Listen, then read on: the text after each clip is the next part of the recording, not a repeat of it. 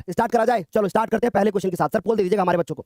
अब मेरी बात को ध्यान से सुनना, मैंने नीचे लिख रखा है कि अंतिम महत्वपूर्ण क्लास है, आखिरी समय पर ध्यान से सुनने का प्रयास करें कि कहां से क्वेश्चन बन सकता है, कहां से क्वेश्चन बन सकता है। कह रहे हैं कि दो संख्याओं का अगर एलसीएम 60 है और एचसीएफ 3 है तो एक संख्या 12 है तो दूसरी संख्या क्या होगी। याद रखना एक क्वेश्चन बोर्ड एग्जाम में आपको मिलेगा, क्या मिलेगा कि पहली संख्या, ध्यान से सुनिएगा, क्या मिलेगा, पहली संख्या गुणे में दूसरी संख्या, पहली संख्या गुणे में दूसरी संख्या, पहली संख्या गुणे में दूसरी संख्या बराबर क्या होगा, बराबर होगा मासा गुणे लासा, बराबर होगा मासा गुणे लासा। बस आप इतना समझ लो कि यही क्वेश्चन आपको मिलने वाले हैं, इसी फॉर्मूले पर क्वेश्चन आपको मिलेंगे। मैंने ये पेपर इस तरीके से डिजाइन करा है कि आपके सारे फॉर्मूले हर चीज इंक्लूड हो जाए। अब देखो यहाँ पे लिखा है पहली संख्या, अब पहली संख्या जो आपको दिख रही है वो कौन सी दिख रही है, 12, तो हमने क्या लिखा, 12 लिखा। दूसरी संख्या आपको कितनी दिख रही है वही तो मुझे ज्ञात करनी है, उसको चलो हमने x माना। अब मासा हमको पता है कि 3 दे रखा है हमको, और लासा हमको पता है कि 60 दे रखा है, लासा हमको पता है कि 60 दे रखा है। 12 कहाँ जाएगा, नीचे जाएगा, तो 12 कम 12 होगा और 12 पंचे 60 होगा, यानी x बराबर होगा 3 25 कितना 15। सर कितने बच्चों ने हमारे 15 आंसर दिया है, क्या पोल दे रहे हैं क्या सर, पोल दे रहे हैं क्या, पोल पोल कितने बच्चों ने करेक्ट आंसर दिया है इसका, 68% बच्चों ने कहा है कि इसका जो आंसर होगा वो कौन सा होगा, बी होगा। सभी को क्लियर हो गई इतनी बात,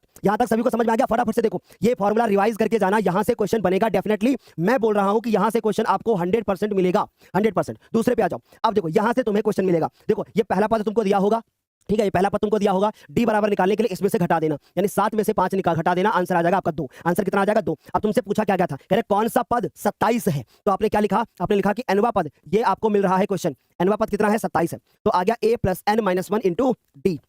ये वैल्यू कितनी दे रखी है, 27 दे रखी है। ए की वैल्यू की बात करें तो बच्चों कितना दे रखा है, 5 दे रखा है। एन की वैल्यू के बारे में बात करें अगर तो वही ज्ञात करना है हम लोगों को, वही ज्ञात करना है। टी की वैल्यू की बात करें तो कितना दे रखा है, 2, बराबर में कितना है 27। अब ये 5 उधर चला जाएगा तो आ जाएगा हमारे पास 2n - 1, 5 उधर जाएगा तो बचेगा 22, n-1, ये 2 नीचे जाएगा बचेगा 11, एक उधर जाएगा बचेगा 12, यानी 12वां जो पद होगा वो क्या होगा, 27 होगा। ये आंसर, ये वाला क्वेश्चन भी मिल सकता है।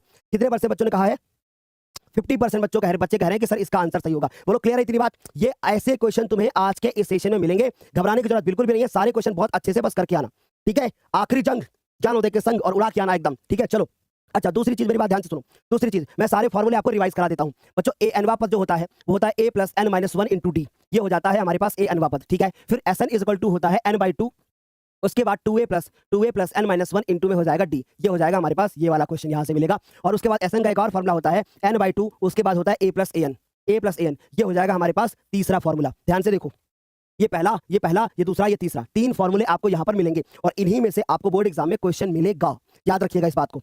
आगे चलते हैं अगले क्वेश्चन पे।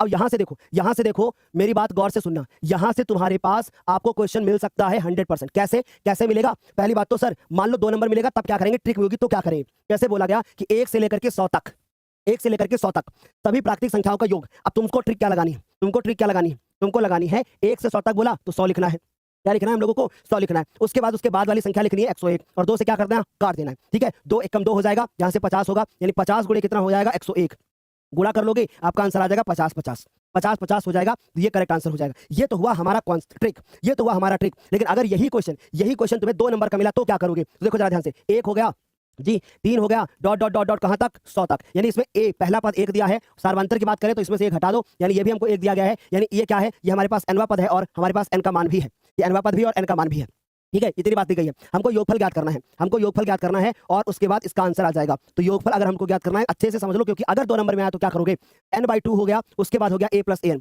बस वैल्यू पुट कर दो। n की वैल्यू कितनी है, 100/2, 1 प्लस ये आ गया हमारे पास, 100। फिर उसके बाद इसको सॉल्व करेंगे, ये आएगा 50 यहाँ से और यहाँ से आएगा 101, गुणा कर लेंगे 50 करेक्ट आंसर हो जाएगा। बोलो क्या बच्चे हमारे करेक्ट आंसर कर रहे हैं सर। कितने बच्चों ने कहा है कि सर इसका आंसर जो होगा वो ऑप्शन नंबर जो होगा वो 50-50 होगा, ऑप्शन नंबर 50-50 होगा, बी वाला। अब देखो एक क्वेश्चन तुमसे ऐसा मिलेगा, क्या पूछेगा, देखो एक तो तुमसे पूछेगा बहुलक वर्ग, दूसरा तुमसे पूछेगा माध्यक वर्ग, अगला तुमसे पूछेगा माध्यक वर्ग। तो देखो इसी में तुमको बहुलक वर्ग भी बताता हूं और इसी में तुमको माध्यक वर्ग भी बताता हूं। देखो जरा ध्यान से, यहां से क्वेश्चन तुमको मिलेगा, क्या मिलेगा, बहुलक वर्ग या फिर माध्यक वर्ग। सबसे ज्यादा नंबर तुम्हें कौन सा दिख रहा है, ये दिख रहा है तुमको 67, ये तुमको दिख रहा है 67, ठीक है, ये तुमको दिख रहा है 67। देखो 17, 27, 67, 64, 35, तो ये तुमको दिख रहा, यानी ये वाला जो होगा, ये वाला हमारा करेक्ट आंसर हो जाएगा। ये वाला हमारा हो जाएगा कौन सा, 20 से लेकर के 30 तक, ये क्या कहलाएगा, बहुलक वर्ग, ये क्या कहलाएगा, बहुलक वर्ग कहलाएगा। लेकिन मान लो सर जी इसी में हमसे माध्यक वर्ग पूछ लेते तो हम क्या करेंगे, अगर माध्यक वर्ग पूछे तो क्या करेंगे, देखो 17 को 17 उतार देंगे, 17 में हम लोग 27 जोड़ देंगे, तो 7 7 14 हासिल होगा, 1 और उसके बाद 1 हासिल हुआ तो ये हो गया हमारे पास 44। आ गई तेरी बात समझ में, यानी कि 7 7 14, उसके बाद 1 हासिल हो गया और 1 हासिल होने के बाद 1 और 2 मिला के 3, 3 और 1 4। फिर उसके बाद इसको देखो, है ना, यहाँ तक इतनी बात समझ में आ गई। देखो इसके बाद हम इसको इसमें जोड़ेंगे तो 7 4 11 हासिल कितना हो गया, 7 4 11 हासिल हुआ 1 और 4 और 6 हो गया 10 और 10 और 1 हो गया 11। फिर इसको इसमें जोड़ो तो आ गया हमारे पास ध्यान से सुनना, 175 175 175 में 35 जोड़ दिया हम लोगों ने, तो आगे हमारे पास 210। क्या इतनी बात समझ में आ गई? अब 210 का आधा कर दो, 210 का आधा करो, कोई जल्दबाजी मत करो, नहीं तो गलती हो जाएगी आपसे पेपर में। 105 105 किसके अंदर मिलेगा? 105 भी इसी के अंदर मिलेगा, इसी के अंदर 105 मिलेगा, यानी ये बहुलक वर्ग भी होगा और यही हमारा इस प्रश्न के लिए क्या होगा? माध्यक वर्ग भी होगा।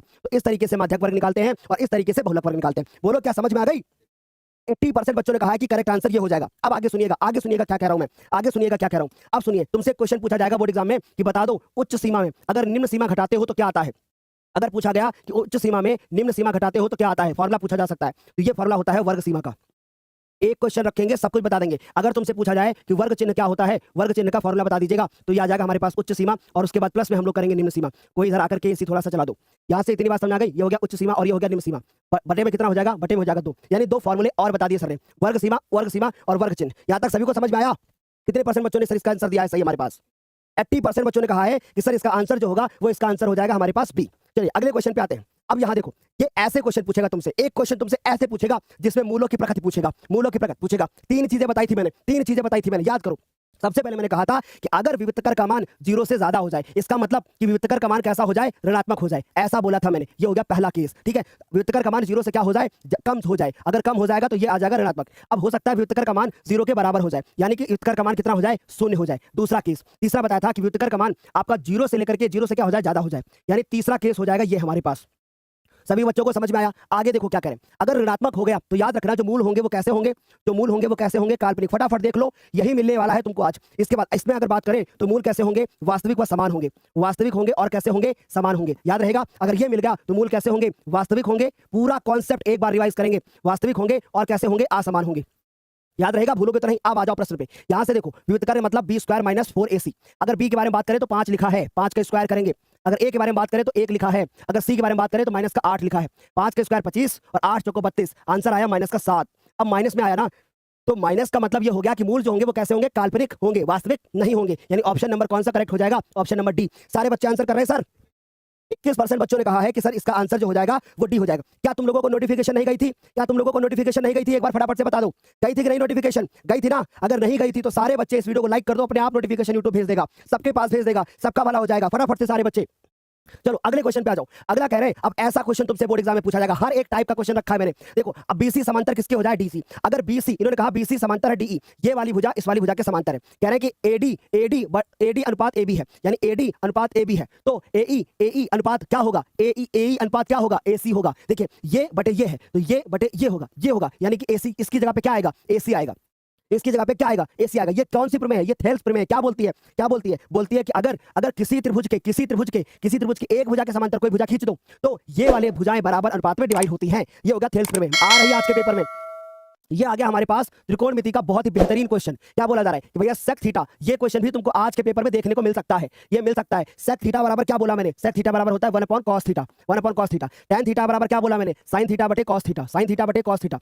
अब हो गया ब्रैकेट क्लोज। अब आ गया 1 - sin थीटा। बोलो सभी को क्लियर हो गई इतनी बात? अच्छे से तैयार करना। इसका एलसीएम ले लो, 1 + sin थीटा, 1 + sin थीटा बटे में क्या हो गया? cos theta. इधर इंटू में क्या हो गया? 1 - sin थीटा। एक बार 1 + sin थीटा है और एक बार 1 - sin थीटा है। इसका मतलब 1 का स्क्वायर और साइन का स्क्वायर, 1 का स्क्वायर और साइन का स्क्वायर, ये लगा दो। अब नीचे क्या हो गया? cos, नीचे हो गया cos। 1 - sin स्क्वायर थीटा बराबर cos स्क्वायर थीटा बटे में क्या हो गया? cos theta. इस तरीके से हमारे पास ये इससे कट जाएगा, आंसर क्या बचेगा? cos theta. कितने बच्चों ने सर करेक्ट आंसर दिया है?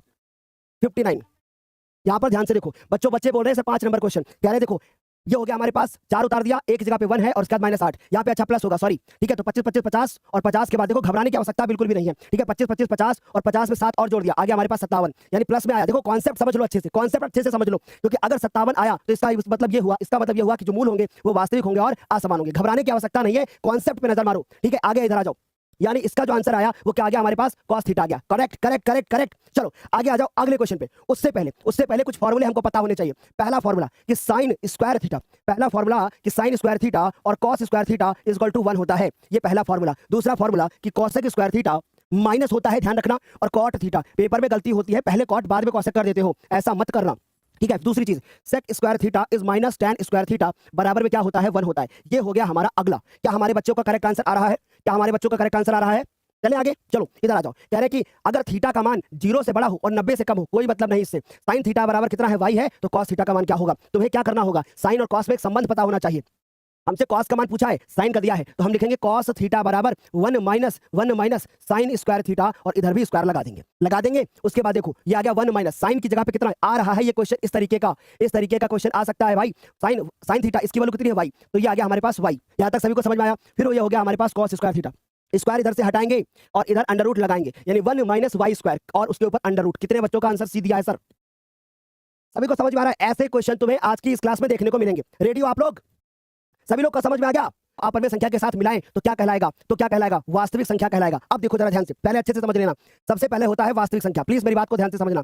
अगर इस वास्तविक संख्या को दो पार्ट में तोड़ें तो एक संख्या होती है परमेय और एक संख्या होती है अपरमेय। अब ध्यान से सुनना, जो आपकी अपरमेय संख्या होती है जैसे कि पाई एक अपरमेय संख्या, ये भी नोट कर लेना, ठीक है। और इसके बाद इसके बारे में बात करें तो इस संख्या को p/q रूप में लिखा जा सकता है, इसको नहीं लिखा जा सकता, ठीक है। ये बात नोट रखना। उसके बाद याद रखना कि जो भाज्य संख्याएं होती हैं वो पहली भाज्य संख्या कौन सी है? 4। पहली भाज्य संख्या 4 जिसको स्वयं से डिवाइड हो, 1 से डिवाइड हो और कोई दूसरी संख्या भी डिवाइड कर सके, याद रखना। अगली चीज जो होते हैं सहभाज्य संख्या, ये भी याद रखना कि जो सहभाज्य संख्या होती है वो संख्या होती है जिनका मासा निकालोगे तो आएगा 1। ये बात समझ में आ गई? ये बात समझ में आ गई? याद रखोगे, यही मिलेगा तुम्हें पेपर में। आगे चलेंगे, अगला क्वेश्चन। अब अगला है, ये क्वेश्चन पूछा गया था 2023 के बोर्ड एग्जाम में। बोला जा रहा है कि सबसे छोटी अभाज्य संख्या, अब बता दो, सबसे छोटी अभाज्य संख्या हो गई 2, सबसे छोटी भाज्य संख्या हो गई 4। बोल रहे इनको गुणा कर दो, इनका गुणा कर दिया, आंसर हुआ 8। बोलो क्या इतनी बात सभी को समझ में आ गई? एक बार फटाफट से बताएंगे क्या बोल रहा है। कह रहे सबसे छोटी अभाज्य संख्या 2, सबसे छोटी भाज्य संख्या 4, क्या बोला जा रहा है, इनका गुणनफल क्या होगा? ये हमारा करेक्ट आंसर। फटाफट से क्लियर हो गया सभी को?